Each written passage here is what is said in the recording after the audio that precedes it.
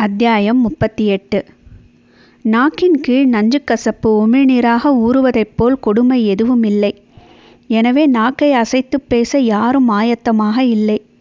தீரா கசப்பு அடிநாக்கிலிருந்து ஊறிப் பெருகி தலையுச்சியில் ஏறிக்கொண்டிருந்தது. கண்கள் பிதுங்கின. மூச்சிழுத்து மொத்த குடலையும் காரி வெளியே துப்ப வேண்டும் போல் இருந்தது. ஒவ்வொருவனும் குரல் வளையை முறுக்கித் திருகிக் கொண்டிருந்தான். உடல் மட்டும் தேக்கனின் பின்னால் சென்று கொண்டிருந்தது. மற்றபடி எண்ணம் முழுவதும் தொண்டைக்குள் கட்டி நிற்கும் கசப்பில்தான் நிலை கொண்டிருந்தது.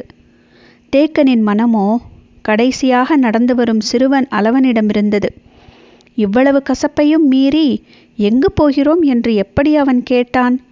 நான் சிறுவனாக காடறிய போகும்போது கொடுத்த கசப்பை விழுங்கி இயல்பாக பேச 2 வாரங்கள் ஆகின.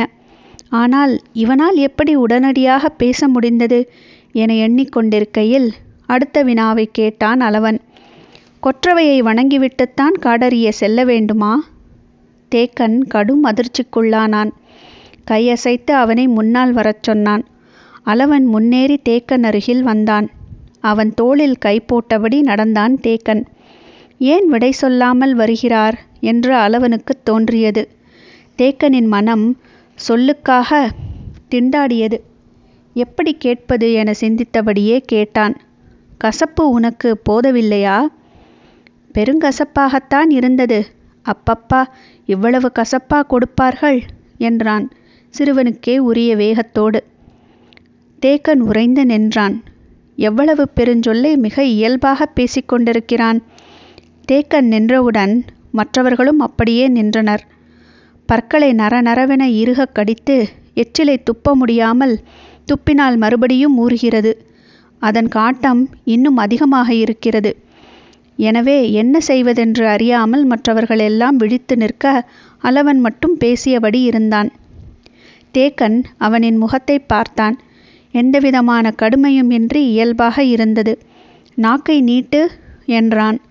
அளவன் நாக்கை நீட்டினான். அடிநாக்கில் ஒட்டியிருந்தது மலைவேம்பின் இலை. அதன் பச்சை நிறம் மாறி முழு நீளம் கொண்டிருந்தது. அதன் நுனியை பிடித்து வெளியே எடுத்தான். நீண்ட நேரமாக உற்று பார்த்தான்.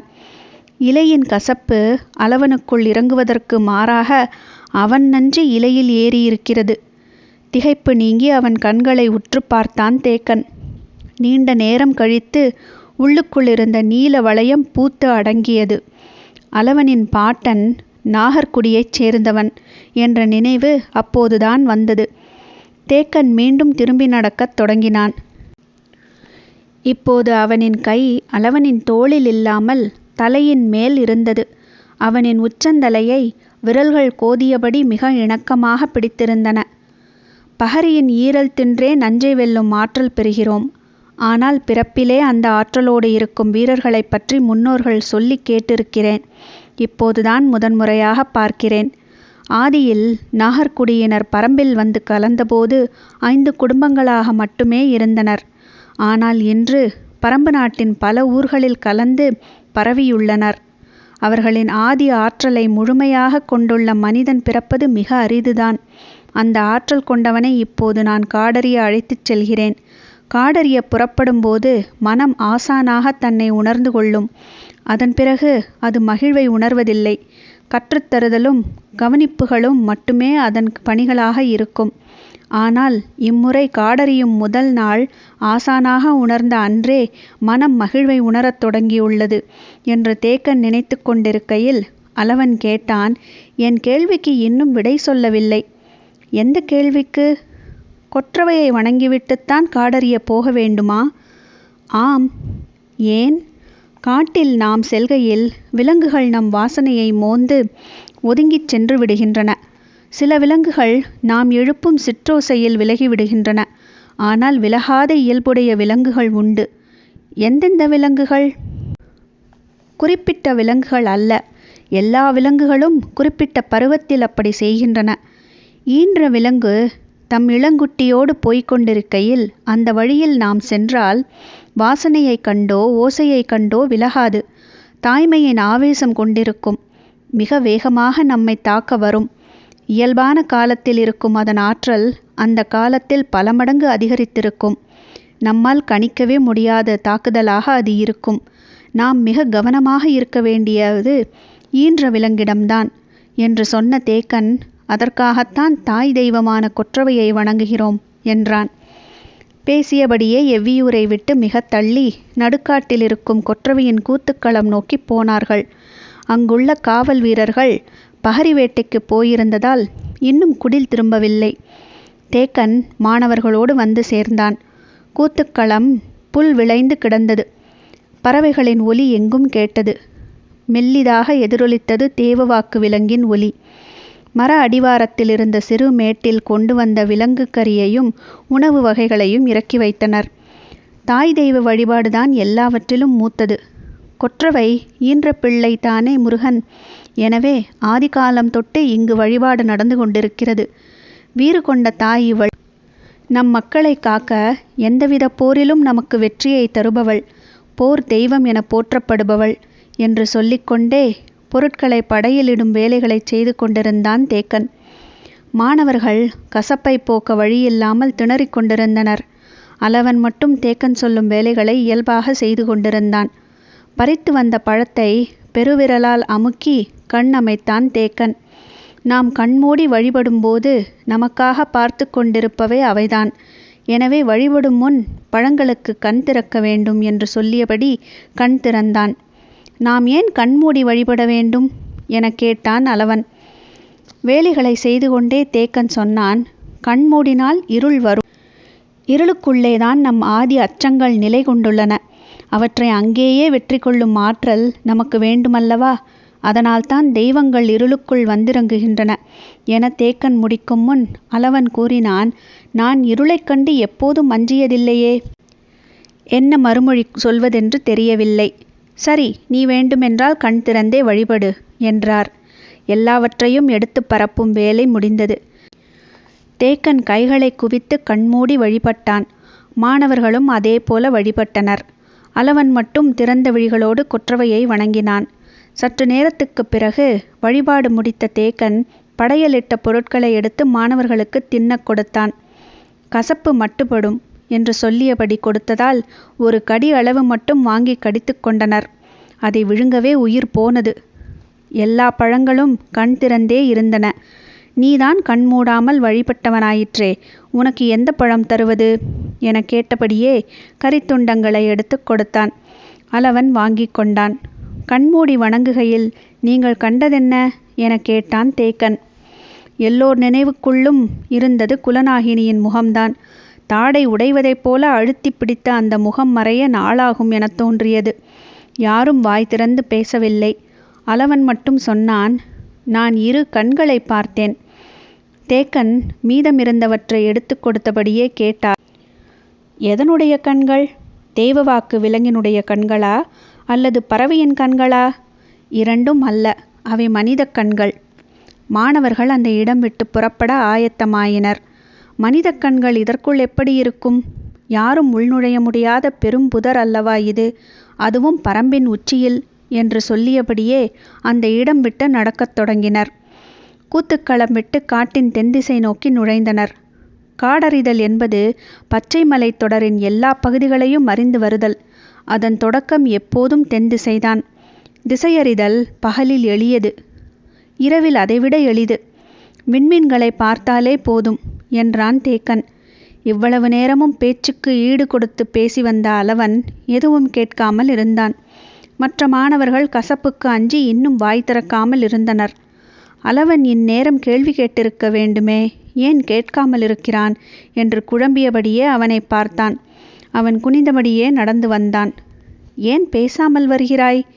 நீங்கள் சொன்னதை பற்றித்தான் நினைத்து கொண்டு வந்தேன். திசையறிதல் பற்றியா?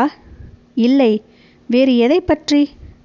கண்மூடினால் என்ன நிகழும் என நீங்கள் சொன்னதை நான் நம்பினேன். ஆனால் கண் திறந்தால் தெரிந்தது என்னவென்று நான் சொன்னதை நீங்கள் நம்பவில்லையே, அதை பற்றித்தான். தேக்கன் ஒரு கணம் பதற்றமானான். மனித கண்கள் அந்த மரப்புதருக்குள் எப்படி இருக்க முடியும் என்றான். எப்படி இருக்க முடியும் என எனக்கு தெரியாது, ஆனால் இருந்ததை நான் பார்த்தேன் என்றான் அளவன். தேக்கன் சற்றே நிதானம் கொண்டு சிந்தித்தான். நாகக்குடியினரின் பார்வை ஆற்றல் அளவிட முடியாதது என்பது நினைவுக்கு வந்தது. ஆனாலும் அந்த பெரும் புதருக்குள் மனிதர்கள் எப்படி போக முடியும்? சிந்தித்தபடி நின்றான். கேள்விகள் உருவாகிவிட்டால் அவை பதிலின்றி உதிராது. இயல்பாக உதிராத கேள்விகளை உடைத்தால் அவை மீண்டும் தழைக்கும். தேக்கன் முடிவுக்கு வந்தான். ஆசானுடன் மாணவனோ மாணவனுடன் ஆசானோ சொல் மறுத்து பயணிக்க முடியாது. அளவன் கருத்தை அவனே உதிர்த்தாக வேண்டும் என முடிவு செய்த கணத்தில் தேக்கனின் கால்கள் திரும்பின. மீண்டும் மர அடிவாரம் நோக்கி வந்தனர். இலையில் பரப்பி வைக்கப்பட்ட மீதப்பழங்கள் அப்படியே இருந்தன. அவை தேவவாக்கு விலங்குக்கு மிக பிடித்த பழங்கள். அச்சத்தால் உள்மறைந்திருக்கும் தேவவாக்கு விலங்குகள். நாம் அந்த பழங்களை வைத்துவிட்டு போனவுடன் வேக வேகமாக வந்து சாப்பிட்டிருக்க வேண்டும். ஆனால் இன்று அந்த விலங்கு வந்து பழம் எடுக்கவில்லையே என சிந்தித்தபடியே நின்றான் தேக்கன். சிறிது நேரமானது. மழைக்காலமாதலால் உள்ளொடுங்கி கிடக்கும் என நினைத்தான். அளவனுக்கு மட்டுமல்ல, எல்லோருக்கும் வேலை கொடுப்போம். நினைவிலிருந்து கசப்பு மறைய உதவியாக இருக்கும் என முடிவு செய்தான். குறிப்பிட்ட இடைவெளியில் எல்லோரையும் மரப்புதருக்குள் போகச் சொன்னான் தேக்கன். உள்ளே போகும்போது கொடிகளையும் சிறு கொப்புகளையும் வளைத்து ஒன்றோடொன்று முடிச்சிட்டு கொண்டே போங்கள். அப்போதுதான் சரியான வழி பார்த்து வெளிவர முடியும். இல்லையென்றால் வெளிவர திசை தெரியாமல் மாட்டிக்கொள்வீர்கள். இந்த மரப்புதர் எவ்வியூரின் பாதி அளவு பரப்பு கொண்டது. எனவே கவனமாக போய் திரும்ப வேண்டும் என்றான். நான் சீழ்க்கை அடித்ததும் சென்ற வழியிலேயே வெளியேறுங்கள் என்றான். மாணவர்கள் கவனமாக கேட்டனர். ஒருவேளை வெளிவர முடியாத சிக்கலில் நீங்கள் மாட்டிக்கொண்டால் சீழ்க்கையொலி எழுப்புங்கள். நான் உள்ளே வந்து விடுகிறேன். கசப்பிலிருந்து எண்ணங்கள் மாறி உள்ளே நுழைவதை பற்றி சிந்திக்கத் தொடங்கினர். ஒவ்வொருவருக்கும் ஒவ்வொரு வழியை காண்பித்தான் தேக்கன். ஆசானின் முதல் பயிற்சி தொடங்கிவிட்டது என்பதை புரிந்து கொண்டனர். இதை சிறப்பாகச் செய்ய வேண்டும் என்ற எண்ணம் அவர்களை இயக்கத் தொடங்கியது. மரம் விலக்கி உள்நுழைந்தனர். சிலருக்கு எளிதாக உள்நுழையும்படி இடைவெளி இருந்தது. சிலருக்கு உள்நுழைவதே கடினமாக இருந்தது. ஆனாலும் அனைவரும் உள்நுழைந்தனர். அளவன் எந்த இடத்தில் மனித கண்களை பார்த்ததாகச் சொன்னானோ அதை நோக்கி உட்செல்ல அனுப்பப்பட்டான். அவர்கள் செடி கொடிகளை விலக்கி உள்நுழையும் ஓசை கொஞ்சம் கொஞ்சமாக உள்ளொடுங்கி போய்க் கொண்டிருந்தது. கார்காலமாதலால் செடி கொடிகளின் அடர்த்தி மிக அதிகமாக இருந்தது. எனவே நுழைந்த சிறிது நேரத்திலேயே பார்வையிலிருந்து மறைந்தனர். தேக்கன் வெளியில் இருந்தபடி மரக்கூட்டத்தை சுற்றி வந்து கொண்டிருந்தான். இந்த முறை பயிற்சி ஏன் உன்னுள்ளிருந்து தொடங்குகிறது என மனம் கொற்றவையிடம் கேட்டுக்கொண்டிருந்தது. நேரம் செல்ல செல்ல தான் எடுத்த முடிவு சரிதானா என்ற வினா எழத் தொடங்கியது. அளவன் பார்த்தது மனித கண்கள் அல்ல என்று அவனை நம்ப வைக்க எல்லோரையும் உள்ளே அனுப்பி இருக்க வேண்டுமா என தோன்றியது. உள்ளிருந்து பறவைகள் கலையும் ஓசை அவ்வப்போது கேட்டது. தேக்கன் வெளியே காத்திருந்தான். காவல்குடி வீரர்கள் இங்கு இருந்திருந்தால் இந்த சிக்கலே இல்லை. அவர்கள் பகரி வேட்டைக்கு போய் இன்னும் ஏன் திரும்பாமல் இருக்கிறார்கள் என வினாக்கள் நிற்காமல் எழுந்து கொண்டே இருந்தன. தான் எடுத்த முடிவின் மீது இவ்வளவு மறுசிந்தனை இதுநாள் வரை வந்ததில்லை. இப்போதேன் வருகிறது? வயதானால் உறுதிப்பாடு அதிகரிக்கத்தானே வேண்டும். எண்ணங்கள் ஓடியபடி இருக்க பொழுதும் கடந்து கொண்டிருந்தது. உள்ளே சென்ற மாணவர்களை வெளியேறி வரச் சொல்லலாம் என தோன்றியது. குறுங்கட்டிதான் முதலில் உள்ளே போனவன்.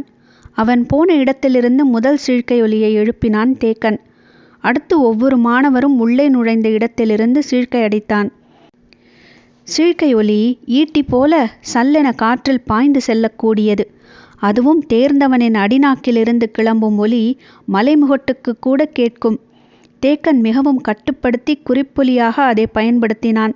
சீழ்க்கையொலியை பல்வேறு முறையிலும் ஏற்ற இழக்கத்துடனும் பயன்படுத்த பழகியவன் அவன். மாணவர்கள் திரும்பும் ஓசை எதுவும் கேட்கிறதா என கவனித்தபடி இருந்தான். அவர்கள் அதிக தொலைவு உள்நுழைந்து விடவில்லை. 3 பனை தொலைவினை கடந்திருக்க வாய்ப்பில்லை. எனவே வேகமாக வந்துவிடுவார்கள் என காத்திருந்தான் தேக்கன். பறவைகள் கலையும் ஒலியும் பிற ஓசைகளும் கேட்டபடி இருந்தன. மாணவர்களின் சீழ்க்கை ஒலி எதுவும் கேட்காததால் ஆபத்து எதுவும் இல்லை என்பது புரிந்தது. தேக்கனின் கண்கள் வழிபார்த்து காத்திருந்தன. குறுங்கட்டிதான் முதலில் வெளியேறி வந்தான். மேலெல்லாம் செடி கொடிகள் சுற்றி கிடந்தன. எல்லாவற்றையும் இழுத்து பீய்த்து கொண்டிருந்தான். அடுத்து சிறிது நேரத்தில் மடுவன் வந்தான். மேல் மூச்சும் கீழ்மூச்சும் வாங்கியது அவனுக்கு. அவனைத் தொடர்ந்து அவுதி வந்தான். ஒருவர் பின் ஒருவராக வெளியேறி வந்தனர். 8வது ஆளாக அலவன் வந்தான். இன்னும் 3 பேர் வெளிவர வேண்டியிருந்தது. அலவன் சொல்ல ஒன்றும் இருக்காது என தேக்கனுக்குத் தெரியும். அதனால் வெளிவர வேண்டிய 3 பேரை நோக்கியே அவன் கவனம் கொண்டிருந்தான். அவர் கேட்காததனாலேயே புரிந்து கொண்டார் என்பது அலவனுக்கும் தெரியும். அவன் எவ்வளவு முயன்றும் உள்ளுக்குள் யாரும் தட்டுப்படவில்லை. உடலில் அங்குமிங்கும் கிழிபட்டாலும் உள்ளுக்குள் சிக்கிக்கொண்டால் இரவெல்லாம் அங்கேயே கிடக்க வேண்டியதாயிருக்கும். பொழுதுக்குள் வெளியேறி வந்தது எல்லோருக்கும் மகிழ்ச்சியை தந்தது. சற்று நேரம் கழித்து இளமன் வந்தான். அவனைத் தொடர்ந்து முடிநாகன் வந்தான்.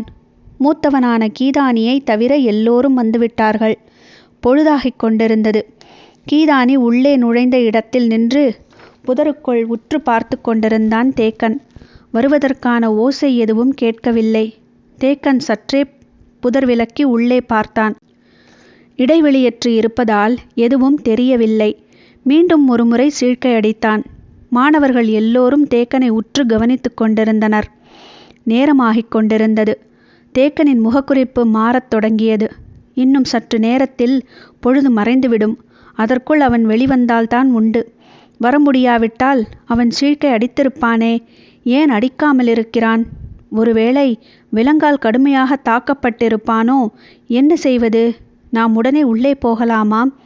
உள்ளே போனால் எவ்வளவு தொலைவு போவது? இருட்டிவிட்டால் வெளியே புற்களுக்கிடையில் விழுந்து கிடப்பவனை தேடுவதே கடினம். அந்த அடர் புதருக்குள் எப்படி தேட முடியும்?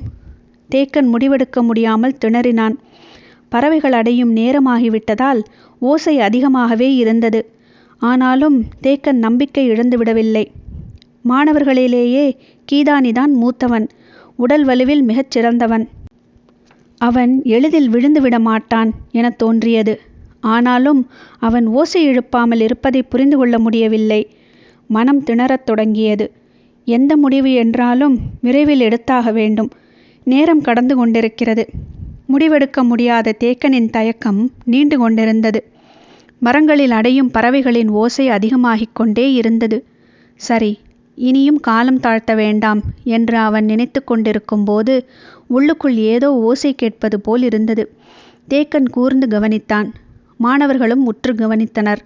உள்ளுக்குள்ளிருந்து செடி கொடிகளை விலக்கி நகரும் ஓசை துல்லியமாக கேட்கத் தொடங்கியது. அது ஒருவன் நடந்து வரும் ஓசை அல்ல, ஓடி வருபவனின் காலடி ஓசை என்பது புரியத் தொடங்கியது. கீதானிதான் ஓடி வருகிறான். ஆனால் ஏன் ஓடி வர வேண்டும்?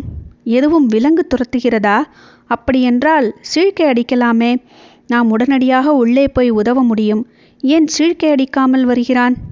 பலவற்றையும் சிந்திக்கும் ஆற்றல் கொண்டவன்தானே அவன்.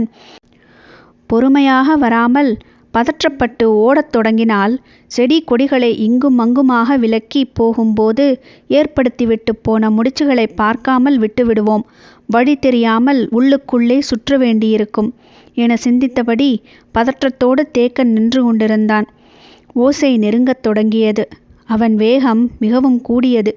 எல்லோரும் உள்ளுக்குள்ளிருந்து கீதானி என்னவாக வெளிவரப் போகிறான் என்ற பதற்றத்தோடு பார்த்து கொண்டிருந்தனர். ஒரு கணத்தில் மர இடைவெளிகளை பீய்த்து கொண்டு வெளியே விழுந்தான் கீதானி. அவன் மேல் நூற்றுக்கணக்கான கொடிகள் சுற்றி கிடந்தன. ஓடிப்போய் சூழ்ந்தனர் மாணவர்கள். மரத்துக்குள்ளிருந்து அவன் வந்த திசை நோக்கி முழு ஆவேசத்தோடு மறித்து நின்றான் தேக்கன். உள்ளுக்குள்ளிருந்து எந்த விலங்கு வந்தாலும் ஒரே அடியில் வீழ்த்தும் வெறிகொண்டு நின்றான் தேக்கன். வெளியில் வந்து விழுந்த வேகத்தில் ஏதோ சொல்ல வந்தான் கீதானி. கசப்பு தொண்டையில் நஞ்சாய் இறங்கிக் கொண்டிருந்தது. அதையும் மீறி தேக்கனை கூப்பிடு என்று மரத்தை பார்த்து கொண்டிருந்தவனை கை காட்டி சொன்னான். மாணவர்கள் தேக்கனை உடனே அழைத்தனர். உள்ளுக்குள்ளிருந்து பார்வையை விலக்காமல் அரைமனதோடு கீதாடியின் அருகில் வந்தான் தேக்கன். அவரை பார்த்து மூச்சிறைக்கச் சொன்னான். அவர்கள் வெளியேறுகிறார்கள். தேக்கனுக்கு அவன் சொல்வது புரியவில்லை. கீதானியால் தெளிவாக பேச முடியவில்லை. உள்ளுக்குள் ஏதோ பிரச்சனை, அதை பற்றி சொல்கிறான் என்பது மட்டும் புரிந்தது. அவன் வெளியேறிய பாதையிலிருந்து ஏதோ ஒன்று வரப்போகிறது என தோன்றியது. கீதானியையும் மரத்தையும் மாறி மாறி பார்த்து கொண்டிருந்தான் தேக்கன். தான் சொல்ல வருவது தேக்கனுக்கு புரியவில்லை என்பது கீதானிக்கு தெளிவாக விளங்கியது. மூச்சிறைப்பை முயற்சி கொண்டு கட்டுப்படுத்தியபடி நஞ்சு கசப்பை எவ்வளவு குடித்தாலும் பரவாயில்லை என முடிவெடுத்து கத்தினான். கிழவா, அவர்கள் எதிர் திசையில் வெளியேறி ஓடுகிறார்கள். தேக்கன் அதிர்ச்சியடைந்தான். அளவனுக்கு புரியத் தொடங்கியது. சொல்லி முடித்த கீதானி கசப்பின் கொடுமையை தாங்க முடியாமல் சுற்றியிருந்த செடி கொடிகளை வாயில் போட்டு அமுக்கிக் கடித்தான். கண்கள் பிதுங்கி நீர் தாரத்தாரையாக வழிந்து கொண்டிருந்தது. தேக்கனின் கைகள் முதன்முறையாக நடுங்கின. அவன் சொல்ல வருவதை அறிவு நம்ப மறுத்தது. ஆனால் இனியும் நம்பாமல் இருக்க முடியாது. பன்றியின் கடைவாய்க் கொம்பை இரு உள்ளங்கைகளிலும் இறுகப் பிடித்தபடி மரக்கூட்டத்தின் பின்புறம் நோக்கி ஓடத் தொடங்கினான் தேக்கன். வாய் பிளந்த அவன் கத்திய ஓசையில் மரமெங்கும் இருந்த பறவைகள் படபடத்தன. நாமும் அவரை பின்தொடரலாம் என மாணவர்கள் எழுந்தபோது அவர்களின் பார்வையிலிருந்து தேக்கன் மறைந்து நீண்ட நேரம் ஆகியிருந்தது.